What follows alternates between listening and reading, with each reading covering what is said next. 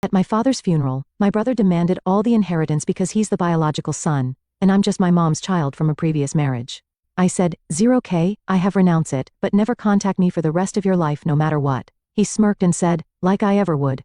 But then he began staying past closing hours, refusing to leave until he saw me. After work I caught him waiting for me and dragged him to the parking lot. Stop it already. Don't cause trouble at my workplace. I told you to consult the loan institutions and the lawyer. He finally stopped pretending to be polite and looked down at me with arms crossed, anger in his voice.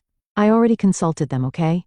The insurance from the group credit life policy means I don't have to pay for the house anymore. The car's left with about $5,000, so I negotiated to reduce the monthly repayment and keep using it. Then you're not really struggling to live. Dad only had those 2 loans. What are you begging for money for? His anger softened suddenly, and he looked around nervously. When I pressed him further, he reluctantly began to speak. Actually, Dad had quite a bit of savings, so I spent it on various things and went over budget. I borrowed money from a friend, but now I can't pay it back. That guy's going around saying I scammed him, so now I can't borrow from anyone else. If I can't borrow from friends, I'll have to go to predatory lenders. Then I'll have to repay with borrowed money, and I can't make ends meet. My head ached deeply as I sighed. His story was convoluted, but I understood the mess he was in. You mean you keep borrowing money to repay debts and now you're stuck? Yeah, that's it. I think I'm already on the blacklist or something. I can't borrow anymore. If you pay, it'll all be over. Steve said, extending his hand towards me. So Kelly, give me $8,000 when I slapped his hand away. Steve rubbed his hand and glared at me angrily. There's no way I'm paying. It's entirely your fault for overspending on your shopping and resorting to loan sharks. Why can't you help me out when I'm asking like this? Is it because we're only half-blood related that you don't care about your brother? Stepchildren are really the worst, so unpleasant. I got into my car and started the engine.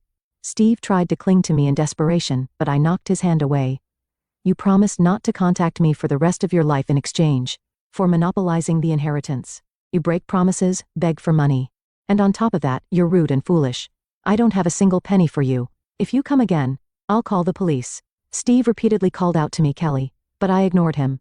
I stepped on the accelerator, leaving him in the parking lot, and drove away. After that, Steve continued to come to the city hall, lingering until closing time, and bothering people from various departments with his calls in the morning and evening. Thanks to this, he became one of the top problematic individuals at the city hall. As long as I was there, he was a nuisance. Since he didn't shout or cause a scene at the counter, it was difficult to report him, so it was quicker for me to disappear. Do you want Kelly? She's no longer at this city hall. What? Did she quit? So how much severance pay did she get?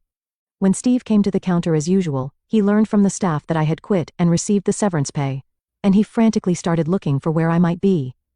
However, as personal information such as addresses and contact details of staff members is protected, there was no way he could be told freely. Unable to find me, Steve wandered around suspiciously, and was reported as a suspicious person here and there. Subsequently, he was unable to gather the money by the repayment deadline, and is now repaying little by little each month with considerable late fees added.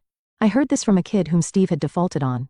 It seems that he is ultimately facing wage garnishment as he couldn't keep up with repayments to other companies.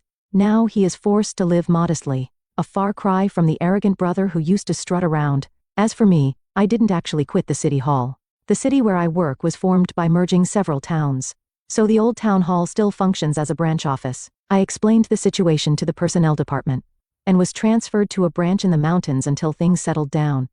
Initially, I planned to return to my former department once my brother's issue was resolved, but now I find the work in this branch more fulfilling. The mountain area has fewer residents, and is always short-staffed. Being closer to the residents here, I feel I am more helpful to them. When I say I have no family left, everyone treats me kindly. The sadness of losing both my father and mother never fully disappears, but at least I am relieved to be free from the complications of being labeled a legitimate child or a stepchild.